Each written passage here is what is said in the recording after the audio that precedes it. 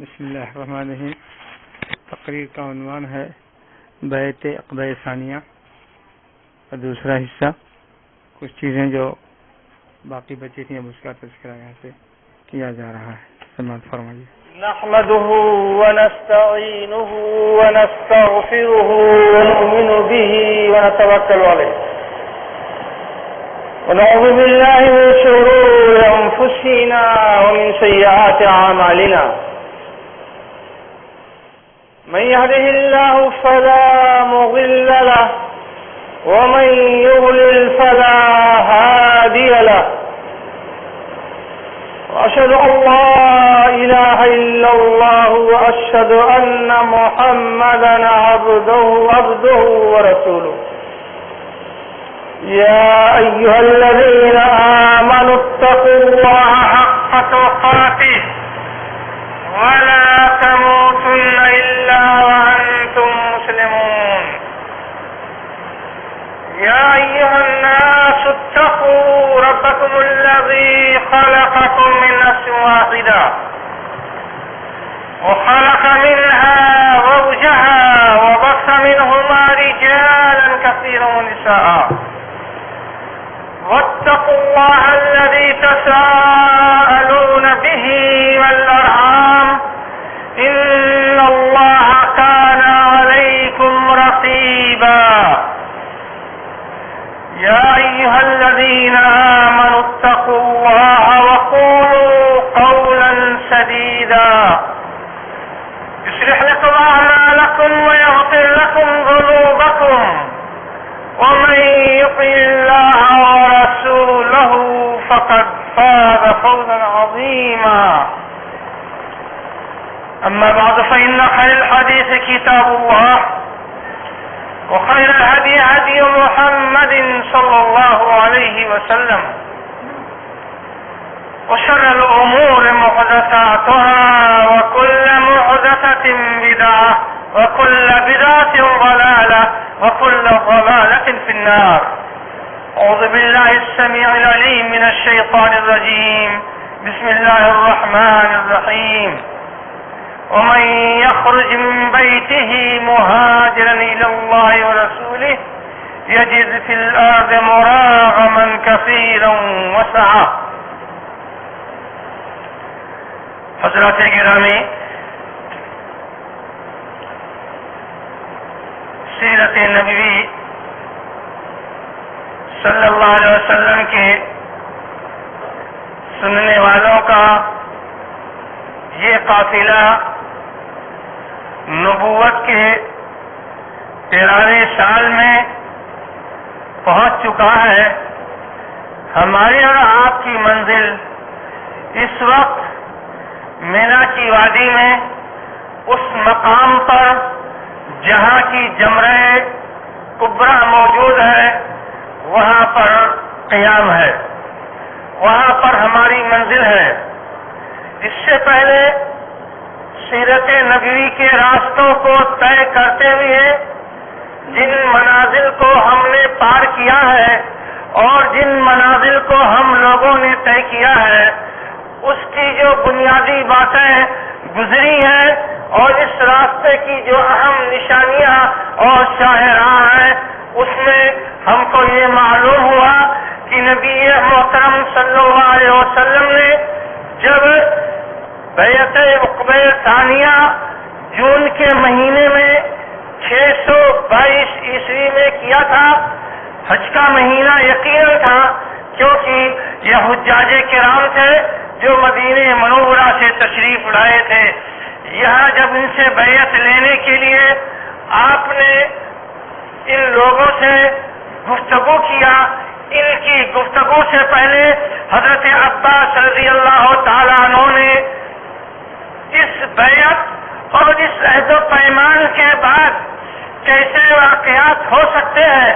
کیا امکان ہو سکتے ہیں، تاریخ کس طریقے سے کروٹیں بدل سکتی ہیں اور کیا کیا پریشانیاں اور مشقتیں ہو سکتی ہیں، انہوں نے اس پر توجہ دلایا حالانکہ وہ بھی صاحب ایمان نہ تھے۔ اس کے بعد اللہ کے رسول صلی اللہ علیہ وسلم سے مزید 2 آدمیوں نے اس سلسلے میں کچھ سوال و جواب کیا. اس سوال و جواب کا خلاصہ یہ تھا کہ اللہ کے رسول صلی اللہ علیہ وسلم اگر آپ اپنے اس مقصد میں کامیاب ہو گئے اور آپ کو غلبہ حاصل ہو گیا تو کہیں ایسا کہ تو نہیں ہوگا کہ آپ ہم لوگوں کا ساتھ دیں اور مدینہ کے یہ باشندے جنہوں نے آپ سے بیعت کرنے کے لیے اور آپ کو اپنے شہر میں لے جانے کے لیے اپنے تمام دوستوں کو چھوڑ دیا, کفار مکہ سے دشمنی مول لی, یہودیوں سے جو بیعت کر رکھی تھی وہ بیعت توڑ دیا, تو کہیں ایسا تو نہیں کہ آپ ہم لوگوں کا ساتھ چھوڑ دیں گے اور ہم لوگ بے سہارا ہو جائیں گے؟ اللہ کے رسول صلی اللہ علیہ وسلم نے اس کا جواب دیا. اس طریقے سے انتہائی دور اندیشی سوچ اور فکر, غور اور فکر کے بعد جب تمام لوگوں نے اپنے آپ کو مکمل طور سے تیار کر لیا جناب محمد صلی اللہ علیہ وسلم کے ہاتھ پر بیعت کرنے کے لیے, اور ان لوگوں نے اپنا ہاتھ جناب محمد صلی اللہ علیہ وسلم کی جانب بڑھایا, تو حضرت اسعد ابن زرارہ رضی اللہ تعالی انہوں نے اپنا ہاتھ بیچ میں داخل کر دیا اور بیعت کرنے سے روک دیا لوگوں کو. یہاں تک ہم لوگوں کی گفتگو کا سلسلہ اور سیرت نبوی کے بیان کا سلسلہ آ کر کے پہنچا تھا. اب آگے جو صورتحال تھی اس کو سماعت فرمائیے. حضرت اسعد ابن زرارہ رضی اللہ تعالیٰ عنہ کے بارے میں آپ کو یہ بتایا جا چکا ہے کہ وہ صحابی رسول ہیں جو مکہ مکرمہ میں مدد کے لیے آنے والے ان 6 افراد میں شامل تھے جو اپنے دوسرے قبیلے اوس کے خلاف خزرج کے لوگ ان سے مدد کرنے کے لیے درخواست کے طور پر وہاں پر آئے تھے, اور یہی وہ 6 افراد ہیں جنہوں نے جناب محمد مصطفیٰ صلی اللہ علیہ وسلم کے اوپر مجموعی طور سے ایمان لائے, اور انہی کے ذریعے سے دین اسلام کا بول بالا مدینے میں ہوا. اس کے بعد جب دوسری بیعت سن 12 نبوی میں ہوئی اس وقت بھی حضرت اسعد ابن زرارہ موجود تھے اور وہاں بھی انہوں نے بیعت کیا تھا. حضرت مصعب ابن عمیر رضی اللہ تعالیٰ عنہ کے ساتھ مدینہ منورہ میں دعوت و تبلیغ کا کام کرنے اور اس دین کی اشاعت اور اس کی تبلیغ کے خاطر جن لوگوں نے بڑی ذمہ داریاں ادا کی اور جو سب سے بڑے اہم اس کے رکن رکین تھے وہ حضرت اسعد ابن زرارہ رضی اللہ تعالیٰ عنہ تھے. حالانکہ وہ عمر میں اس وقت جو 75 افراد بیعت کرنے کے لیے تیار تھے ان میں سب سے زیادہ کم تھے, لیکن علم میں, شریعت کے سلسلے میں, معلومات میں اور جناب محمد رسول اللہ صلی اللہ علیہ وسلم کے ہاتھ پر بیعت کرنے میں سبقت کرنے والے انصار صحابہ میں تھے. چنانچہ ان کو اپنی ذمہ داری کا احساس تھا اور انہی کی سرکردگی میں چونکہ یہ کام آئندہ ہونے والا تھا, چنانچہ انہوں نے یہاں اپنی ذمہ داری کا احساس کرتے ہوئے جناب محمد رسول اللہ صلی اللہ علیہ وسلم کے سامنے لوگوں کو بیعت سے روک کر کے یہ ارشاد فرمایا کہ اے انصار مدینہ, اے خزرج اور اوس کے باسیوں, آپ لوگ جس شخصیت کے ہاتھ پر اس وقت بیعت کرنے جا رہے ہیں اور جس معاہدے پر بیعت کرنے جا رہے ہیں اس کو آپ نے اچھی طریقے سے سن لیا ہے. اپنے ماں باپ اور بیٹوں کی طرح جناب محمد مصطفیٰ صلی اللہ علیہ وسلم کی حفاظت کرنی ہے. آپ جس حال میں ہم کو کسی بات کے کہنے کا حکم دیں اور کسی بات کے سننے کا حکم دیں تو ہم کو ان باتوں کو کہنا ہوگا اور اس کو سننا ہوگا, اطاعت اور فرما برداری کرنی ہوگی, چاہے ہم اس بات کو, چاہے وہ بات ہم کو پسند آئے یا نہ آئے. اسی طریقے سے ہر حال میں ہم کو دین اسلام کی خاطر اخراجات دینے ہوں گے. جب نبی محترم صلی اللہ علیہ وسلم ہم سے طلب کریں گے, خواہ ہم اس کے ضرورت مند ہوں خواہ ہم اس کے محتاج ہوں, اور یہ کہ امر بالمعروف اور نہیں عن المنکر کی ذمہ داری ہم کو ادا کرنی پڑے گی، اور یہ کہ دین اسلام کے پھیلانے کی خاطر اور دعوت و تبلیغ کے راستے میں کسی ملامت کرنے والوں کی ملامت سے گریز کرنا اور ڈرنا، اور کسی دھمکی دینے والے کے دھمکی میں آ کر کے دین اسلام کی تبلیغ کو روکنا، یہ ہمارے لیے درست اور جائز نہ ہوگا، کیونکہ ہم نے یہی معاہدہ کیا ہے جناب محمد مصطفیٰ صلی اللہ علیہ وسلم سے۔ لہذا میں آخری مرتبہ آج تمام حضرات سے درخواست کرتا ہوں کہ آپ لوگ اچھی طریقے سے سوچ اور سمجھ لیجئے، یہ شہادت گہے الفت میں قدم رکھنا ہے۔ لوگ آسان سمجھتے ہیں مسلمان ہونا۔ جی ہاں، آج ہم جس شخصیت کے ہاتھ پر ہاتھ رکھنے جا رہے ہیں اور جن سے عہد و پیمان پر بیعت کرنے جا رہے ہیں، اس شخصیت کو ہم نبی اور رسول مان کر کے بیعت کر رہے ہیں۔ لہذا خدا نہ خواستہ اگر ہم نے کبھی بھی اس معاہدے کے تعلق سے بزدلی دکھائی اور اس معاہدے کے تعلق سے ذرا بھی کمزوری دکھائی اور عمل کرنے میں ذرا بھی کوتاہی دکھائی، تو ہم اللہ رب العالمین کے سامنے منہ دکھانے کے لائق نہ ہوں گے، اور ہم اتنے بڑے مجرم اور اتنے بڑے گنہگار ہوں گے کہ اتنا بڑا مجرم اللہ رب العالمین کے دربار میں اور کوئی نہیں ہوگا۔ لہذا غور کر لیجئے اور اپنے جذبات پہ ذرا کنٹرول رکھیے۔ اگر اپنے اندر یہ ہمت اور جرات پاتے ہیں، جو باتیں آپ کے سامنے بتائی گئیں اور جو اندیشے آپ کے سامنے رکھے گئے، ان تمام چیزوں کو سوچ کر کے کر لیجئے، ورنہ اگر ذرہ برابر اپنے دل میں کمزوری ہے تو خدا را نبی محترم صلی اللہ علیہ وسلم کے ہاتھ پہ اپنے ہاتھ کو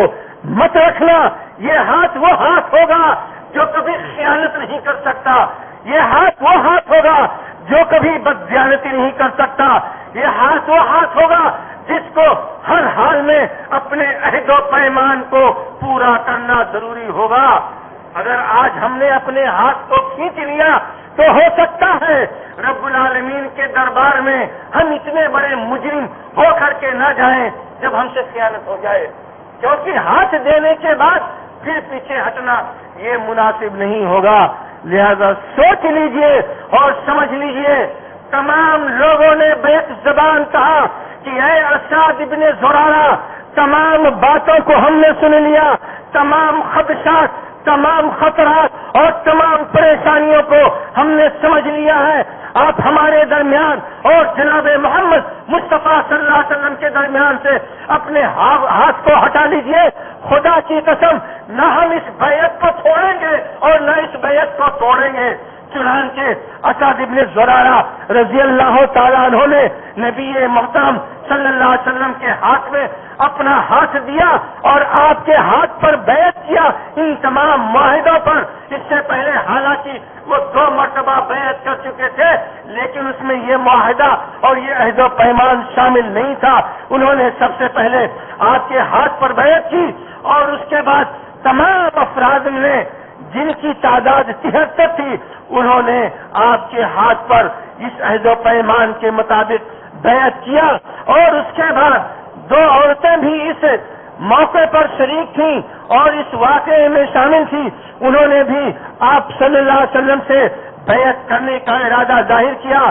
آپ نے کہا کہ جو باتیں بتائی گئی ہیں اس کا اقرار آپ لوگ زبان سے کر لیجئے، یہی ہماری اور آپ کی بیعت ہے۔ محمد رسول اللہ صلی اللہ علیہ وسلم خواتین کا ہاتھ اپنے ہاتھ میں رکھ کر کے بیعت نہیں کرتے ہیں۔ ایسا درست اور جائز نہیں ہے کہ ایک اجنبی خاتون دوسرے اجنبی مرد کے ہاتھ میں، خواہ وہ رسول خدا ہی کیوں نہ ہو، خواہ وہ امام وقت ہی کیوں نہ ہو، وہ کتنا ہی بڑا بزرگ اور محترم شخص ہی کیوں نہ ہو، اس کے ہاتھ میں نہیں ڈالا جا سکتا، اس کے ہاتھ میں نہیں دیا جا سکتا۔ چنانچہ 2 خواتین نے جناب محمد مصطفیٰ صلی اللہ علیہ وسلم کے ہاتھ پر نہیں بلکہ آپ کی زبان کے ذریعے سے اور اپنی زبان کے ذریعے سے آپ سے بیعت کیا، اور دین کے اتنے بڑے واقعے اور اتنے بڑے حادثے اور اتنے بڑے عہد و پیمان میں شریک ہونے کو قبول کیا، معلوم یہ ہوا کہ خواتین اسلام نے اس دین کی نشر و اشاعت کے خاطر کبھی بھی مردوں سے پیچھے میدان میں نہیں رہی ہیں، بلکہ ہر حال میں جہاں تک ان سے ممکن ہو سکا اس دین کی نشر و اشاعت کے لیے مردوں کے شانہ بشانہ انہوں نے قدم ملایا، اور دین کی نشر و اشاعت کی خاطر جو بھی عہد و پیمان کی ضرورت تھی، جس معاہدے پر عمل کرنے کی ضرورت تھی، اس معاہدے پر عمل کرنے کے لیے انہوں نے بھی اقرار کیا۔ اور کیوں نہ ہو جناب محمد رسول اللہ صلی اللہ علیہ وسلم کا یہ حکم اور آپ کا لایا ہوا یہ قانون، یہ نظام اور یہ شریعت جس طریقے سے مردوں کے لیے ہے اسی طریقے سے عورتوں کے لیے ہے، لہذا جس طریقے سے ان کی ذمہ داری ہوتی ہے دین کی نشر و اشاعت کے لیے، اسی طریقے سے ان کی بھی ذمہ داری ہوتی ہے۔ اللہ رب العالمین نے قرآن کریم میں یہی صفت بیان کی ہے کہ جو مسلمان مرد ہیں اور جو مسلمان خواتین ہیں وہ دونوں ایک دوسرے کے حامی اور مددگار ہوتے ہیں۔ اللہ رب العالمین کے دین کے پھیلانے میں، روزہ اور نماز کے کرنے میں، زکوٰۃ کے ادا کرنے میں، امر بالمعروف اور نہی عن المنکر کے ادا کرنے میں، معلوم یہ ہوا کہ امر بالمعروف اور نہی عن المنکر کا ادا کرنا، روزہ کرنا، نماز ادا کرنا، زکوٰۃ دینا، یہ سب دین کے جو مسائل ہیں، ان مسائل میں مردوں اور عورتوں میں کسی قسم کا کوئی فرق نہیں ہے۔ فرق وہی ہے جہاں کی فرق جناب محمد رسول اللہ صلی اللہ علیہ وسلم نے واضح فرمایا ہے۔ حضرات، جب یہ معاہدہ مکمل ہو رہا تھا اور بیعت مکمل ہو چکی، اب اس وقت اس بیعت کی خبر ابھی ان مسلمانوں کے علاوہ اور کسی کو نہیں تھی۔ مسلمانوں کے منتشر ہونے کا وقت تھا۔ عین اسی وقت اس بیعت کی خبر شیطان لعین کو لگتی ہے۔ اب اس نے یہ سوچا کہ اگر جا کر کے کفار مکہ کو بتایا جائے تو یہاں جو لوگ بیٹھے ہیں یہ نکل جائیں گے، ان کے دسترس میں نہیں آئیں گے، لہذا وہ تیزی سے اس بلند پہاڑی پہ چڑھ کر کے آواز دیتا ہے کہ اے کفار مکہ، تم لوگ کس غفلت میں ہو اور کہاں پر ہو؟ یہ دیکھو، یہ کچھ دشمن تمہارے ہیں جو یثرب یعنی مدینہ سے آئے ہوئے اور اس گھاٹی میں یہ محمد کے ہاتھ پر بیعت کر رہے ہیں۔ سارے بددینی چوک یہاں جمع ہیں اور وہ یہ معاہدہ کر رہے ہیں کہ مکہ والوں سے لڑائی کریں گے اور مکہ والوں سے ان تمام لوگوں کو نکال لیا جائے، مکہ سے ان تمام لوگوں کو نکال لیا جائے گا جو اس بددین کے دین پر عمل کریں گے۔ حتیٰ کہ وہ یہ بھی پلان بنا چکے ہیں کہ محمد کو مکہ سے نکال لے جائیں گے، لہذا تم لوگ کہاں غفلت میں پڑے ہو، ذرا ہوشیار ہو جاؤ۔ اس نے جب یہ آواز دیا، آواز انتہائی بلند و بالا تھی اور ایسی آواز تھی جتنی بلند آواز کبھی سنی نہیں گئی تھی۔ جناب محمد مصطفیٰ صلی اللہ علیہ وسلم نے عرض فرمایا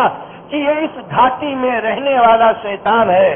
آپ نے کہا کہ اے لعین، اے اللہ کے دشمن، تو ہوشیار ہو جا سب سے پہلے، اس لیے کہ میں تیرے لیے فارغ ہو رہا ہوں، تیرے لیے میں وقت نکال رہا ہوں۔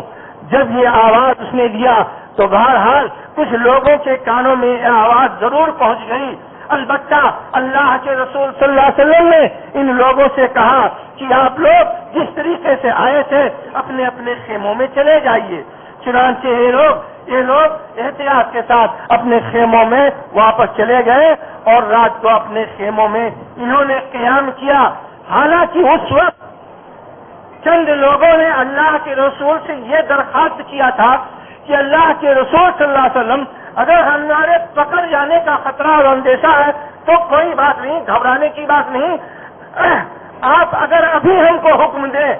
تو ہم لوگ کفار مکہ پر جو یہاں موجود ہیں صبح تڑکے ان لوگوں پر حملہ کر کے ان کو ہی ختم کر دیں گے، لہذا آپ اس سلسلے میں، ہم لوگوں کے سلسلے میں اب کسی قسم کا اندیشہ جو ہے اور کسی قسم کا خطرہ مت محسوس کیجیے. ہر مقابلے پر آنے کے لیے اور ہر مارکے میں شریک ہونے کے لیے ہم لوگ تیار ہیں. اللہ کے رسول نے کہا جی نہیں، پتہ نہیں اس کی اجازت آپ لوگوں کو نہیں دی جاتی ہے. جناب محمد مصطفیٰ صلی اللہ علیہ وسلم جس جگہ موجود ہیں وہ وادی حرم ہے، مکہ مکرمہ کی حرم کی سرزمین ہے. اور جناب محمد مصطفیٰ صلی اللہ علیہ وسلم جو دنیا والوں کے لیے رحمت کا پیغام لے کر کے آئے ہیں، کسی کے قتل کی اجازت نہیں دے سکتے. جناب محمد رسول اللہ صلی اللہ علیہ وسلم کو اللہ رب العالمین نے ابھی اتنی اجازت بھی نہیں دیا ہے کہ کسی کے اوپر ہتھیار اٹھایا جائے اور کسی کو ستایا جائے. لہذا ایسا کرنے کی اجازت نہیں. بس جو بات آپ سے کہی جا رہی ہے اس پر عمل کیجیے. آگے واقعہ یہ ہوا کہ کفار مکہ کو جب اس کی خبر ملی تو انہوں نے صبح کے وقت اس کی تصدیق کے لیے ان لوگوں سے آ کر کے ملاقات کی. آپ کو پہلے یہ بات بتائی جا چکی ہے کہ بیعت کرنے کے لیے 12 ذی الحجہ کے دن کی تاریخ 12 ذی الحجہ کی تاریخ گزرنے کے بعد جو رات آتی ہے 13ویں ذی الحجہ کی، وہ رات طے کیا گیا تھا. اور آپ کو یہ بھی بتایا گیا تھا کہ 13ویں ذی الحجہ کو حاجیوں کا عمل ختم ہو جاتا ہے اور وہاں سے حاجی پھر اپنے اپنے یہاں روانہ ہو جاتے ہیں. چنانچہ یہ ان لوگوں کے گھر روانہ ہونے کا وقت بھی تھا. کفار مکہ کے لوگ جب آئے ان لوگوں کے خیمے میں اور کہا ہے خزرج کے لوگوں، ہم لوگوں کو کچھ اس طریقے سے اطلاع ملی ہے کہ آپ حضرات محمد صلی اللہ علیہ وسلم کو اپنے گھر لے جانا چاہتے ہیں. ہم لوگ دنیا میں جن لوگوں سے لڑائی لڑنے سے پرہیز کرتے ہیں اور ان کے خلاف ہتھیار نہیں اٹھانا پسند کرتے ہیں وہ یثرب کے باشندے ہیں، خزرج کے بسنے والے، خزرج کے خاندان کے لوگ ہیں. تو مکہ والوں کو قطعاً یہ پسند نہیں ہے کہ آپ لوگوں سے لڑائی بھیڑائی کریں اور آپ سے اور ان لوگوں سے کوئی دشمنی ہو. لہذا ایسا کام آپ لوگوں کو تو نہیں کرنا چاہیے. یہ چیز ہمارے عقل میں نہیں آتی ہے کہ ایسا کوئی کام آپ لوگ کریں گے. لیکن اس طریقے سے خبر اور اس طریقے سے افواہ مکے میں گونج رہی ہے اور پھیلی ہوئی ہے، اس کی تصدیق کرنے کے لیے ہم لوگ آئے ہیں. چنانچہ وہ لوگ جو اس معاہدے میں شریک نہیں ہوئے تھے، کیونکہ آپ کو یہ معلوم ہو چکا، بتایا جا چکا ہے کہ اس میں صرف وہی لوگ شریک تھے جو ایمان لا چکے تھے. جو ایمان نہیں لائے تھے اس قافلے میں مدینہ کے بسنے والوں میں سے، ان کو اس میں شریک نہیں کیا گیا تھا. لہذا ان لوگوں میں سے کسی کو اس کی خبر ہی نہیں تھی. اب جب لوگ پوچھنے کے لیے آئے تو ان لوگوں نے قسم کھا کھا کر کے اس کا انکار کیا اور کہا نہیں، کوئی ایسی بات ہوئی نہیں ہے. ہمارے یہاں اگر کوئی بات ہوتی تو آخر ہم سب تمام لوگوں کو اطلاع ہوتی. ایک تو کوئی معمولی بات ہے نہیں. عبداللہ ابن ابی جو منافقین کا سردار تھا،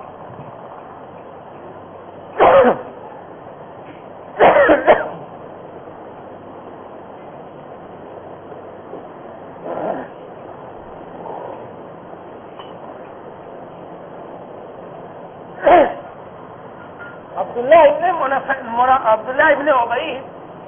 جو بعد میں منافقین کا سردار ہوا تھا، اوس اور خزرج میں اس کا بڑا اونچا مقام تھا. ان لوگوں نے رسول اللہ صلی اللہ علیہ وسلم سے بات کرنے سے پہلے متفقہ طور پہ یہ طے کر لیا تھا کہ اس کو اپنا سردار بنائیں گے. لہذا ہر بات میں اس سے مشورہ لیتے تھے. اس نے کہا کہ یہ ناممکن ہے کہ میری قوم میری اطلاع کے بغیر کوئی ایسا قدم اٹھائے. لہذا آپ لوگوں کو جو خبر ملی ہے وہ بے بنیاد خبر ہے. آپ لوگ اطمینان اور سکون سے واپس جائیے. ایسا کچھ نہیں ہے. وہ لوگ واپس چلے گئے. لیکن اس خبر کے توڑ میں برابر وہ لوگ لگے رہے. ان لوگوں کو تصدیق ہو گئی. ان لوگوں کو یہ تصدیق ہو گئی مکمل طریقے سے کہ نہیں ایسا واقعہ اور ایسا حادثہ ہوا ہے. چنانچہ ان لوگوں کو پکڑنے اور گرفتار کرنے کے لیے ان لوگوں نے پیچھا کیا اور یہ لوگ وہاں سے روانہ ہو چکے. نتیجہ یہ ہوا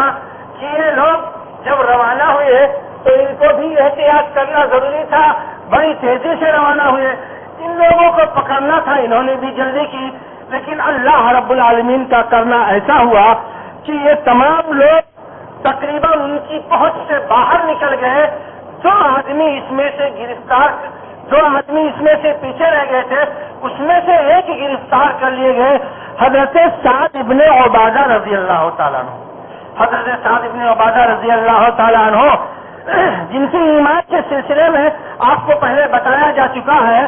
کہ یہ جس وقت ایمان لائے تھے تو اس وقت انہوں نے قسم کھا لیا تھا آ کر کے اپنے قبیلے والوں کے سامنے کہ اگر آج میری باتوں پر میرے قبیلے کے لوگ ایمان نہیں لائیں گے تو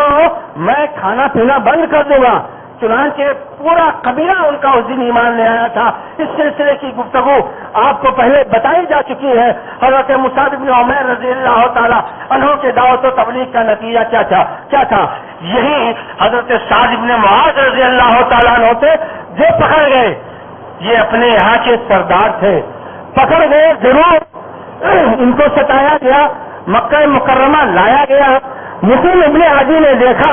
تو کہا کہ آپ لوگ کس کو پکڑ کر کے لائے ہو؟ مدینہ منورہ کے سردار سعد ابن معاذ کو جانتے ہو اس کا انجام کیا ہو سکتا ہے؟ تمہارا راستہ مدینہ سے گزرتا ہے, خیریت نہیں رہے گی اگر ان کو ستاؤ گے. چنانچہ انہوں نے ان کو بھی چھوڑ دیا اور اس طریقے سے یہ مکمل افراد مدینہ منورہ میں اطمینان اور سکون کے ساتھ پہنچ گئے. جب یہ لوگ وہاں پہنچ گئے تو ان لوگوں کے دلوں میں مسلمانوں کے تعلق سے جو لوگ ابھی نئے نئے ایمان لائے ہوئے تھے اتنا ہمدردی اور اس قدر محبت پیدا ہو چکا تھا کہ ان لوگوں کو اب یہ برداشت ہی نہیں ہو رہا تھا کہ مکہ مکرمہ میں جو مسلمان ہیں وہ مسلمان وہاں مکہ والوں کے ظلم اور زیادتی کے سائے میں زندگی گزارے. ان لوگوں کی بڑی خواہش تھی کہ اللہ کے رسول صلی اللہ علیہ وسلم جلد از جلد مدینہ منورہ پہنچے اور جو مسلمان ایمان لائے ہیں وہ جلد از جلد مدینہ منورہ پہنچ جائیں. جی ہاں میرے بھائیوں, یہ تھی دینی اخوت اور یہ ہے اسلامی اخوت جس میں مساوات, ہمدردی, جانثاری اور قربانی اپنے اعلیٰ معیار اور اپنے اعلیٰ مقام کو پہنچتی ہے. اور مدینہ کے رہنے والے اپنی جائیداد کو بانٹنے کے لیے اور اپنی زمینوں کو بانٹنے کے لیے, اپنے اہل و عیال کو بانٹنے کے لیے تیار ہوتے ہیں. ہر وہ مسلمان جو مدینہ سے ان کے پاس پہنچ جاتا ہے اس کو بھوکا قطار نہیں رکھ سکتے ہیں, خواہ خود ہی بھوکے اور خالی پیٹ کیوں نہ سو جائے. دین اسلام کے اندر جو اخوت, جو بھائی چارگی, جو نظام اور جو قانون پایا جاتا ہے وہ یہی ہے, خواہ مسلمان اس کو سمجھے یا نہ سمجھے. یہ وہ اخوت اور بھائی چارگی کے مظاہر ہیں جن مظاہر کو عملاً بیان کر کے اور عمل کر کے بتایا گیا ہے, دکھایا گیا ہے, تاکہ ہم اور آپ اپنی زبان سے یہ نہ کہہ سکیں ارے بھائی یہ تو کہنے والی باتیں ہیں. جی نہیں, یہ صرف کہنے والی باتیں نہیں ہیں بلکہ یہ وہ باتیں ہیں جس پر عمل کیا جا چکا ہے. 1 دن 2 دن نہیں, 3 دن 4 دن نہیں, مکمل اس دن تک اور اس وقت تک جبکہ ان مسلمانوں کے پاس اتنی قوت اور طاقت نہیں ہو گئی تھی کہ یہ لوگ اپنے پیروں کے اوپر کھڑے ہو جائے. 5 سال کی مدت تک یہ لوگ اسی کسم پرسی کے عالم میں زندگی گزار رہے تھے اور مدینہ کے رہنے والے انصار جس سے جتنا ہو سکتا تھا اور جتنے ان کے بس میں تھی بلکہ بس سے باہر وہ لوگ انصار مہاجرین کی خدمت کا جذبہ اپنے دلوں میں رکھتے تھے، اور یہی وجہ ہے کہ ان سے ملنے کے لیے تڑپ رہے تھے اور ان کے دکھ درد کو سن کر کے یہ خود کرا رہے تھے۔ چنانچہ ان کی یہ خواہش تھی کہ یہ مسلمان وہاں سے یہاں ضرور آئے، کیونکہ ایک آدھ مسلمان اس سے پہلے مدینہ منورہ پہنچ چکے تھے۔ انہی میں سے حضرت ابو سلمہ رضی اللہ تعالی عنہ کا نام نامی گزرا ہے، جن کے بارے میں تھوڑی سی معلومات آپ کو کبھی دی جا چکی ہے۔ تو اس طریقے سے جب بیعت عقبہ ثانیہ مکمل ہو گیا، تب اللہ کے رسول صلی اللہ علیہ وسلم نے اپنے صحابہ کرام کو ایک عام اجازت دے دیا کہ آپ لوگ اب مدینہ منورہ ہجرت کر کے جائیے، کیونکہ اللہ رب العالمین کی جانب سے مجھ کو یہ بتایا گیا ہے، یہ خبر دی گئی ہے کہ آپ کے مہاجر یعنی آپ کی ہجرت گاہ تیار ہو چکی ہے، وہاں کی فضا آپ لوگوں کے لیے انتہائی سازگار ہو چکی ہے، لہذا یہاں جو لوگ ایمان لا چکے ہیں ان کو مدینہ منورہ جا کر کے اب وہاں اس دین اسلامی اور مرکز اسلامی اور اسلامی سلطنت کی بنیاد رکھنی چاہیے۔ آپ نے فرمایا کہ جو منظر مجھ کو دکھایا گیا ہے میری ہجرت گاہ کا، وہ منظر ایسا ہے کہ دو ایسی پہاڑیاں جو جلی ہوئی ہے جن کو عربی میں حرہ کہا جاتا ہے، دو حرے کے درمیان وہ مقام واقع ہے اور وہاں نخلستان ہے، کھجوروں کے بڑے بڑے باغات ہیں۔ اس جگہ پر ہم کو جانے کی اللہ رب العالمین نے اجازت دی ہے اور بعد میں آپ نے اس کی تعین مدینہ منورہ سے کی، لیکن چونکہ مکے والوں کو یہ پتہ چل گیا تھا کہ معاہدے میں ان لوگوں نے یہ بھی طے کیا ہے کہ جو بھی مکہ سے مدینہ منورہ ہجرت کر کے جائے گا اس کو یہ لوگ پناہ دیں گے، اس کی خدمت کریں گے، اس کو کھلائے پلائیں گے، اس کے دکھ درد میں شریک ہوں گے۔ لہذا مکے والے اب یہ پتہ نہیں چاہتے تھے کہ کوئی آدمی مکہ مکرمہ سے ہجرت کر کے مدینہ منورہ جائے،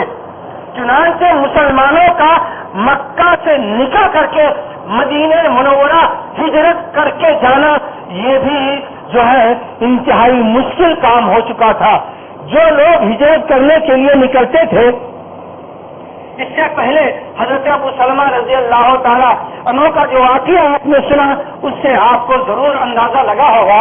کہ جب وہ ہجرت کرنے کے لیے تیار ہوئے تو ان کے سسرال والوں نے ان کی بیوی ام سلمہ رضی اللہ تعالی عنہ کو پکڑ لیا، زبردستی گھسیٹ کر کے ان کو ان کے ہاتھ سے چھین لیا اور کہا کہ تم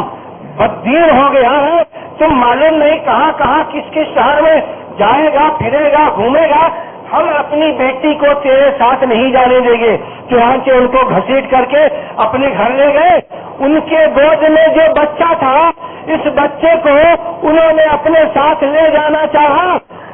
چنانچہ ان کے جو خاندان کے لوگ تھے یہ اور ان کے جو سسرال کے لوگ تھے وہ بھی دونوں اس بچے کے تعلق سے لڑ پڑے۔ وہ کہتا تھا کہ نہیں یہ بچہ میری بیٹی کے ساتھ رہے گا، اور ان کے گھر والے کہتے تھے نہیں بچہ ہمارے گھر رہے گا۔ ایسا کھینچا ہاتھ پکڑ کے وہ اپنی طرف کھینچ رہے کہ بچے کے معصوم بچے کا ہاتھ پکڑ گیا۔ یہ صورتحال تھی۔ یہ تمام منظر حضرت ابو سلمہ رضی اللہ تعالی عنہ نے اپنی نگاہوں کے سامنے دیکھا۔ ان کی بیوی کو گھسیٹ کر لے جایا جا رہا ہے اور ان کے معصوم بچے کا ہاتھ اکھڑ گیا ہے، لیکن نہ بیوی کا خیال نہ بچے کا خیال۔ اگر خیال ہے تو صرف جناب محمد مصطفیٰ صلی اللہ علیہ وسلم کے لائے یہ پیغام کا خیال ہے۔ اگر خیال ہے تو صرف اللہ رب العالمین کے اس دین اسلام کے پہنچانے اور اس کی نشر و اشاعت کا خیال ہے۔ آگے راستہ کیسا ہے، کہاں جائیں گے، کس طریقے سے تکلیفیں اور مشقتیں ہوں گی، کسی چیز کی ذرہ برابر کی کوئی فکر نہیں ہے، نہ دنیا کی محبت، نہ خاندان کی محبت، نہ دھن دولت کی محبت، نہ اہل و عیال کی محبت۔ اللہ کے راستے میں یہ متوالے ہیں جو نکل پڑے ہیں دین اسلام کی خاطر۔ جی ہاں، اسی کا نام تو ہجرت ہے، اسی کا نام ہجرت ہے کہ انسان رب العالمین کی دین کے خاطر دنیا کی تمام چیزوں پہ لات مار دے اور تمام چیزوں کو ٹھوکر لگا دے، اور رب العالمین کی دین کی نشر و اشاعت کے لیے اور اپنی دین کی حفاظت کے لیے لا الہ الا اللہ اور محمد رسول اللہ کا کلمہ بلند کرنے کے لیے سب کچھ تج دے، اسی کا نام ہجرت ہے میرے بھائیوں۔ یہی وہ ہجرت ہے جس کے بارے میں رب العالمین نے فرمایا ہے کہ من یخرج من بیتہ مہاجرا الی اللہ ورسولہ، کہ جو بھی مسلمان اللہ رب العالمین کے راستے میں ہجرت کر کے نکلے گا، اللہ رب العالمین اس کے لیے اس زمین کو وسیع اور کشادہ فرما دے گا، اور اللہ رب العالمین ایسے لوگوں کے لیے کوئی نہ کوئی انتظام ضرور فرمائے گا، کیونکہ یہ وہ لوگ ہیں جو اللہ رب العالمین کے نام پر اور جناب محمد مصطفیٰ صلی اللہ علیہ وسلم کے نام پر نکل رہے ہیں۔ اللہ پر ایمان اور رسول پر ایمان اور قیامت پر عقیدہ، کتاب اللہ پر عقیدہ، یہ ایسا عقیدہ ہے جو انسان کے سامنے تمام دنیا کو موخر اور پیچھے کر دیتی ہے۔ اس سے پہلے بھی جن لوگوں نے ہجرت کیا تھا حبشہ کی جانب، ان کو بھی مشقتیں اور ان کو بھی پریشانیاں اٹھائی تھیں، ان کو بھی مکہ والے نے پکڑنے کی کوشش کی تھی، لیکن اللہ رب العالمین نے ان کی مدد فرمائی اور ایسی سیٹنگ ہو گئی کہ فوراً کے فوراً وہ لوگ ان لوگوں کی گرفت سے نکل گئے۔ ایسے ہی اللہ رب العالمین اپنے مومن بندوں کی مدد ہر زمانے میں اور ہر وقت میں فرمائے گا، یہ اللہ رب العالمین کا وعدہ ہے، لیکن اس کے ساتھ یہ شرط ضرور ہے کہ وَأَنْتُمْ لَأَعْلَوْنَ إِن كُنتُم مُؤْمِنِينَ، اگر تم صاحب ایمان رہو گے تب، لیکن جب صاحب ایمان نہ رہو گے، جناب محمد مصطفیٰ صلی اللہ علیہ وسلم کے لائے نظام پر تمہارا عمل نہ رہے گا اور اس کے تعلق سے تمہارے دلوں میں وہ محبت نہ رہے گی جس محبت کی ضرورت ہے، تو پھر رب العالمین کی مدد بھی تم کو نہیں ملے گی۔ جی ہاں، مدد اسی وقت مل سکتی ہے جب دین سے محبت ہو، جب اللہ اور اس کے رسول سے محبت ہو، لیکن جب اس محبت میں بٹوارا ہو جائے اور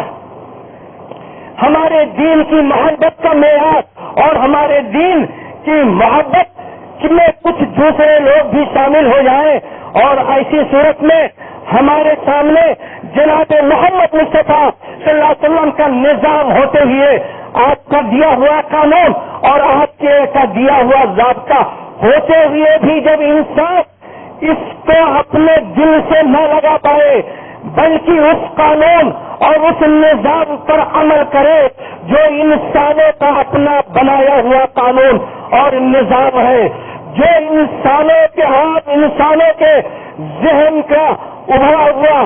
ابھری ہوئی لکیریں ہوتی ہیں، ان لکیروں کو اگر تم پیٹو گے اور ان لکیروں کے فقیر بنے رہو گے تو یقیناً یہ جناب محمد مصطفیٰ صلی اللہ علیہ وسلم کے سے محبت اور آپ کے دین سے محبت کی علل اعراض اور کھلم کھلا نفی ہے، اور یہ کھلم کھلا بغاوت ہے کہ رسول اللہ صلی اللہ علیہ وسلم کا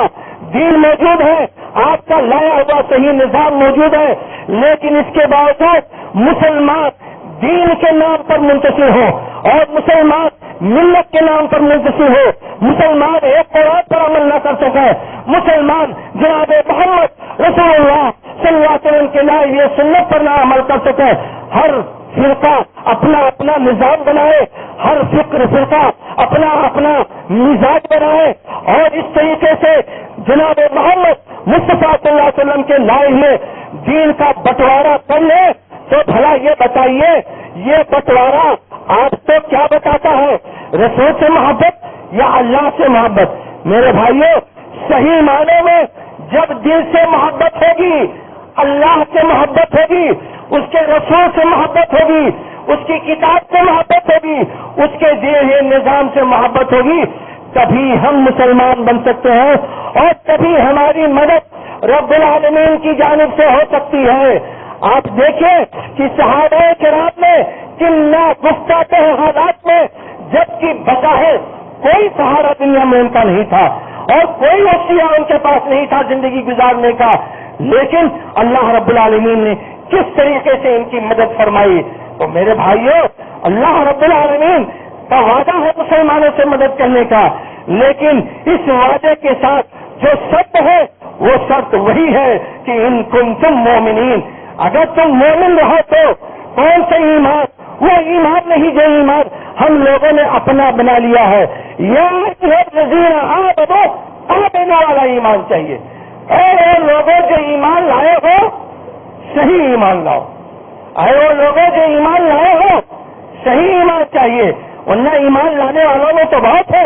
یا ایھا الذین آمنوا، اے وہ لوگوں جو ایمان لائے، تو ایمان تو موجود ہی ہے، اللہ رب العالمین تو مان ہی رہا ہے تمہاری ایمان کو کہ تم ایمان لائے ہو، لیکن کون سا ایمان مطلوب ہے؟ پکا والا ایمان، اوریجنل ایمان، وہ ایمان جو تمہارے دلوں کو ڈروا دے، وہ ایمان جو تمہارے دل و دماغ کو پھینک دے، وہ ایمان جو جناب محمد رسول اللہ صلی اللہ علیہ وسلم کا مطیع اور فرما بردار بنا دے، وہ ایمان نہیں جو کمزور ایمان ہوتا ہے۔ اگر ایک آدمی جناب محمد مصطفیٰ صلی اللہ علیہ وسلم کے سنت اور آپ کے طریقے کے مطابق عمل کرنا چاہتا ہے، گھر والوں کا دباؤ ہوتا ہے، معاشرے کا دباؤ ہوتا ہے، موجودہ زمانے میں گمراہ کرنے والے گمراہوں کا دباؤ ہوتا ہے، ماں باپ یہ دباؤ ڈالتے ہیں کہ ہم اپنی تجارت سے تجھ کو الگ کر دیں گے، اپنی جائیداد تجھ کو نہیں دیں گے،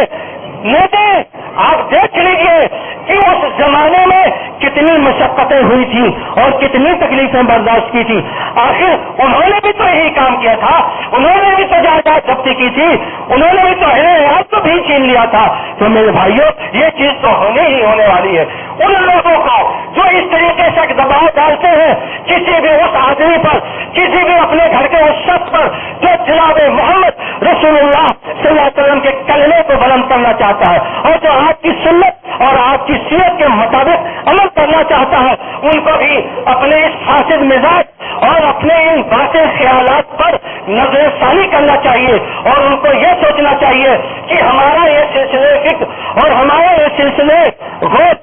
ان کفار مکہ سے مل رہا ہے، کہیں دونوں کی برابر سیٹنگ تو نہیں ہو رہی ہے۔ جیسے کفار مکہ ایمان لانے والوں کو ستاتے تھے، ایسے ہم بھی اس آدمی کو ستاتے ہیں جو جناب محمد مصطفیٰ صلی اللہ علیہ وسلم کی سنت پر عمل کرنا چاہتا ہے۔ میرے بھائیوں، یہ آج کل ہم لوگوں کے غور کرنے کی بات ہے اور ہم لوگوں کے سمجھنے کی بات ہے۔ جی ہاں، وہ سوچ نہیں جو کسی دباؤ پہ آ کر کی جائے، وہ سوچ جن لوگوں کے دباؤ میں، جن لوگوں کے ذہن میں اس زمانے میں بھی آیا تھا، وہ لوگ پریشان ہو گئے تھے، لہذا وہ سوچ رکھیے جو صاف ستھری سوچ تھی، وہ سوچ رکھیے جو سوچ حضرت ابوبکر صدیق رضی اللہ تعالیٰ عنہ کی تھی، وہ سوچ رکھیے جو حضرت عمر فاروق کی سوچ تھی، وہ سوچ رکھیے جو حضرت ابو سلمہ رضی اللہ تعالیٰ عنہ کی سوچ تھی۔ تب تو ہم کامیاب ہوں گے اور تب اللہ کی مدد آئے گی۔ اللہ رب العالمین سے دعا ہے کہ اللہ تعالیٰ ہم تمام مسلمانوں کو صحیح معنی میں صاحب ایمان بنا۔ رب العالمین وہ ایمان عطا فرما میرے مولا جو ایمان صحابہ کرام کو تو نے عطا کیا تھا۔ میرے مولا ہمارے گناہوں اور غلطیوں کو معاف فرما دے۔ رب العالمین ہمارے دل و دماغ میں جو بیماریاں پائی جاتی ہیں جناب محمد رسول اللہ صلی اللہ علیہ وسلم پر مکمل ایمان لانے میں، میرے مولا ان بیماریوں کا تو علاج فرما دے۔ رب العالمین رسول اللہ صلی اللہ علیہ وسلم کی سنت اور آپ کی سیرت پر کھلے دل سے عمل کرنے کے لیے میرے مولا ہمارے دلوں کو کھول دے۔ رب العالمین جب تک اس دنیا میں ہم زندہ رہے عزت و احترام کے ساتھ دین اسلام پر زندہ رہے اور ہمارا خاتمہ ہو تو ایمان پر ہو، آمین یا رب العالمین۔ اقول قولی ھذا واستغفر اللہ لی ولکم ولسائر المسلمین من کل ذنب فاستغفروه انه هو الغفور الرحیم۔